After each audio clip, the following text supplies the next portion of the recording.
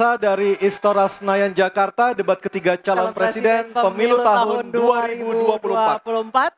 Dan kami ingatkan sekali lagi kepada para hadirin yang berada di dalam Istora Senayan untuk bisa menghormati ketika para calon presidennya sedang berbicara dan kita memberikan waktu yang sama. Jadi kami mohon ketenangan Anda yang berada di Istora Senayan Jakarta. Dan kepada tiga calon presiden, Bapak Anies Baswedan, Bapak Prabowo Subianto, dan Bapak Ganjar Pranowo, dimohon untuk menuju ke podium. Kita akan lanjutkan, Bapak, segmen tanya jawab. Dan kami ingatkan lagi ada 6 subtema malam hari ini, pertahanan, keamanan, hubungan internasional, globalisasi, geopolitik, dan politik luar negeri. Jadi sudah kita kunci ya, Betul. Anissa ya. Hanya ada 6 subtema yang kita bahas malam hari ini dan juga jika menggunakan terminologi atau istilah, maka harus dijelaskan. Dan selanjutnya kami persilakan calon presiden nomor urut 1 Bapak Anies Baswedan untuk bertanya kepada calon presiden nomor urut 3 Bapak Ganjar Pranowo. Waktu Bapak 1 menit, kami persilakan Pak Anies. Terima kasih Pak Ganjar. Pertanyaan ini terkait dengan kinerja Kementerian Pertahanan. Ketika tadi kita bahas sama-sama situasi pertahanan kita, Bapak tadi membahas tentang bagaimana belanja alutsista, bagaimana rencana tentang minimum force itu bisa dicapai dan lain-lain. Bapak melakukan review itu. Nah, di sisi lain, Bapak juga waktu itu pernah memberikan penilaian atas kinerja penegakan hukum di Indonesia. Bapak beri skor 5 atas kinerja hukum di Indonesia. Pertanyaannya sekarang terkait dengan pertahanan, berapa skor yang Bapak berikan atas kinerja Kementerian Pertahanan yang dipimpin oleh Bapak Prabowo? Silakan Pak Ganjar. Baik, masih ada waktunya Pak Anies? Cukup Pak Anies? Cukup. Baik, langsung saja kami persilakan Pak Ganjar untuk menjawab pertanyaan dari Pak Anies. Waktu Bapak 2 menit dimulai ketika berbicara, silakan. 5 juga. Saya punya datanya dan kemudian akan saya sampaikan. Maka di meja saya sudah saya siapkan data satu persatu. Namun demikian Mas Anies, tentu saja ada yang ingin saya sampaikan dari apa yang tadi sudah saya utarakan. Ketika kemudian kita ingin membangun sistem pertahanan kita, maka dalam perencanaan kita tidak boleh gonta-ganti. Kita mesti ajak, mesti konsisten. Kedua, kita mesti mendengarkan betul-betul dari seluruh matra. Maka seluruh proses perencanaannya harus bottom up. Sehingga saya ketemu dengan seseorang berpangkat cukup tinggi, Pak, kalau Bapak kasih persenjataan kepada saya yang tidak saya butuhkan, sudah saya siapkan museum untuk saya taruh di sana. Situasi seperti ini tentu tidak mengenakan. Tapi ini harus kita buka apapun kondisinya untuk perbaikan bangsa. Kritik otokritik itu menyehatkan. Tidak ada kok rasa dengki di hati saya. Yang ada adalah bagaimana rasa cinta tanah air ini mesti kita wujudkan. Agar kemudian kita betul-betul bisa menjadi negara kuat di banyak area dan kita berbicara di dunia internasional disegani. Bung Karno telah menyampaikan itu. Daulat politik itu wajib. Berdikari dalam bidang ekonomi mesti dituju. Dan kita punya kepribadian dalam kebudayaan. Sekarang daulat ekonomi pertahanan kita mesti kita tunjukkan.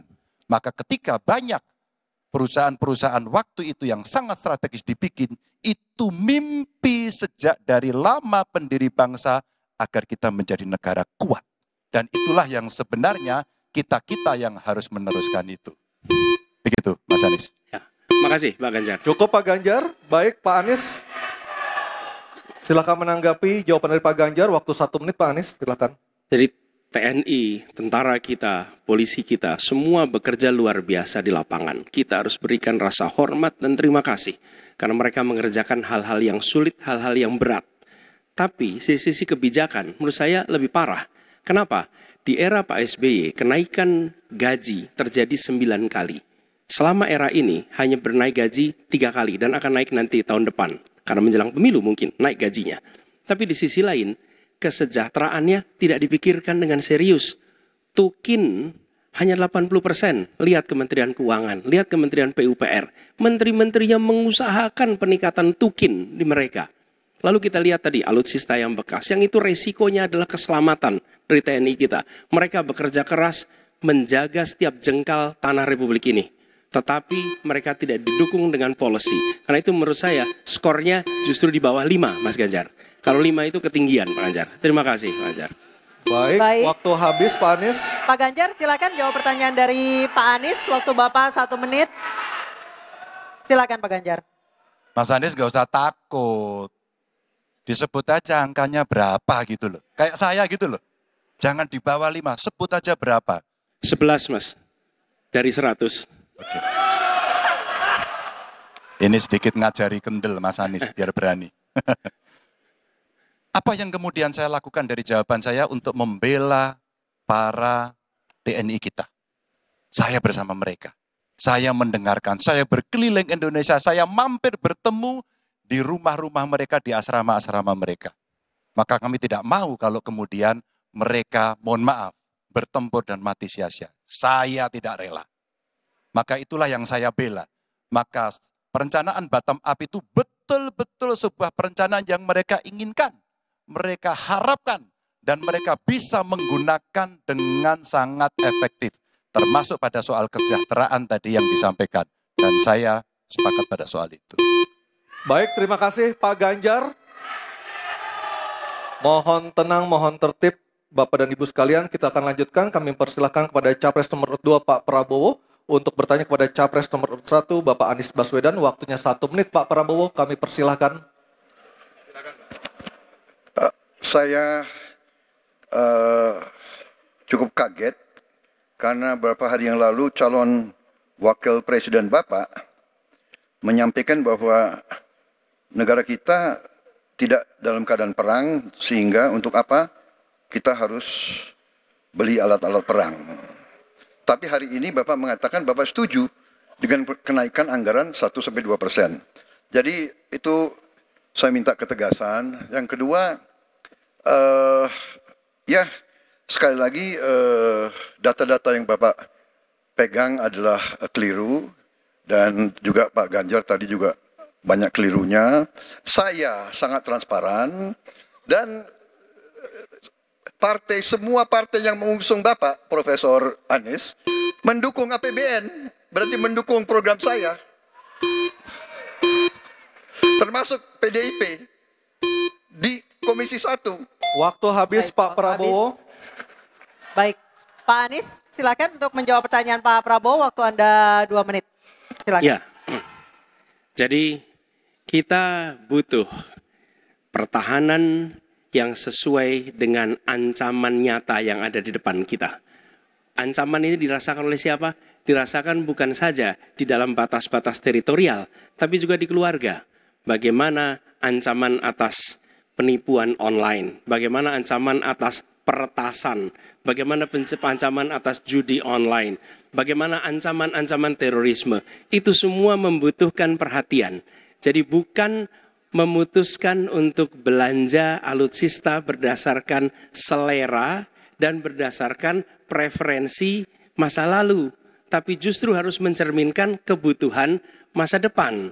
Inilah yang menurut kami penting. Ya, anggarannya perlu kita tingkatkan, tapi jangan keliru. Ancamannya juga mengalami pergeseran. Jadi itulah sebabnya mengapa kita melihat perlunya ada strategi yang baik. Supaya apa? Supaya kekuatan yang kita miliki mereka bisa bekerja dengan optimal, tidak sia-sia. Lalu Pak Prabowo yang saya hormati, ini bukan soal pribadi, ini soal negara, ini soal policy. Penjelasannya ya di tempat ini, bukan di ruang-ruang tertutup yang tidak diketahui oleh publik. Justru kalau Bapak ketahui datanya salah, tunjukkan di tempat ini sehingga publik bisa mengetahui, bukan dalam pertemuan-pertemuan lain yang tidak jelas dari mana kita bisa menilai akurasinya. Jadi menurut hemat kami, bila ada di antara kami yang faktanya keliru, Bapak tunjukkan. Tapi kalau Bapak tidak menunjukkan, berarti memang faktanya benar. Itulah kenyataan yang ada di lapangan. Dan ini juga yang selalu kami gunakan. Kami gunakan fakta-fakta itu.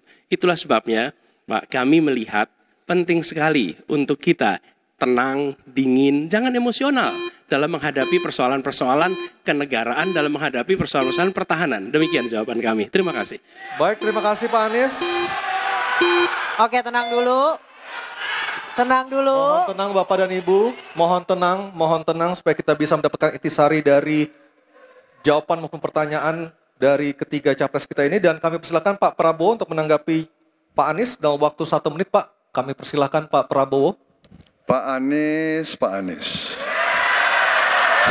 Saya tidak bicara tertutup, saya bicara di Dewan Perwakilan Rakyat Komisi 1, di mana semua partai yang mengusung Bapak hadir dan menyetujui yang saya ajukan. Jadi, dan juga sekarang waktunya nggak ada. Jadi saya mengundang, kita bicara terbuka. Terbuka, silakan. Tapi saya ingatkan, Bapak cinta atau tidak dengan negara ini? Masa kita mau buka semua kekurangan kita, semua masalah kita buka di depan umum? Apakah itu pantas? Di negara yang baik, di negara maju, masalah rahasia ada, Profesor. Jadi bohong, saya tidak minta tertutup. Saya terbuka, Komisi DPR terbuka. Baik, waktunya habis. Waktu habis Pak Prabowo, waktu habis. Kami persilakan Pak. Mohon tenang. Tenang Hadirin, dulu, mohon tenang dulu, kita lanjutkan. Supaya pemirsa di rumah juga bisa mendapatkan intisari dari acara kita malam hari ini. Mohon tenang, mohon tenang. Silakan Pak Anies untuk memberikan tanggapan atas pernyataan Pak Prabowo. Waktu Bapak 1 menit. Tidak ada yang perlu dirahasiakan. Bapak Presiden menyampaikan, Bapak punya lahan lebih dari 340.000 hektar, sementara TNI kita, prajurit kita, selebih dari separuh tidak punya rumah dinas. Itu fakta. Tidak perlu dibicarakan secara tertutup. Itu kekurangan yang harus kita perbaiki. Dan ketika tadi Bapak mengatakan, Bapak akan meningkatkan kesejahteraan. Pak, Bapak ini sudah Menhan selama 4 tahun, hampir 5 tahun. Bukan calon Menhan. Jadi harusnya menunjukkan inilah yang sudah saya kerjakan. Bukan mengatakan apa yang akan dilakukan. Nah saya menyampaikan bila saya ditugasi maka kenaikan gaji dilakukan tiap tahun. Maka perumahan prajurit TNI dipastikan dibangun. Sehingga mereka tidak perlu ngekos. Tidak perlu mereka sewa. Dan mereka bisa tenang. Mereka diminta mempertahankan setiap jengkal. Tapi kita tidak memberikan tempat tinggal bagi mereka berdinas. Itu tidak benar. Itu harus dikoreksi. Baik, waktu habis. Terima kasih Pak Anies. Mohon tenang Bapak dan Ibu, mohon tenang, mohon tenang, mohon tenang. Tenang dulu yuk supaya kita bisa Bapak dan lanjutkan Ibu. acaranya. Mohon tenang dulu. Mohon tenang. Mohon tenang menjaga ketertiban. Kita berikan hak yang sama kepada 3 capres kita. Mohon tenang, mohon tenang. Dan kita akan memasuki sesi tanya jawab yang terakhir, yakni calon presiden nomor urut 3 Pak Ganjar Pranowo.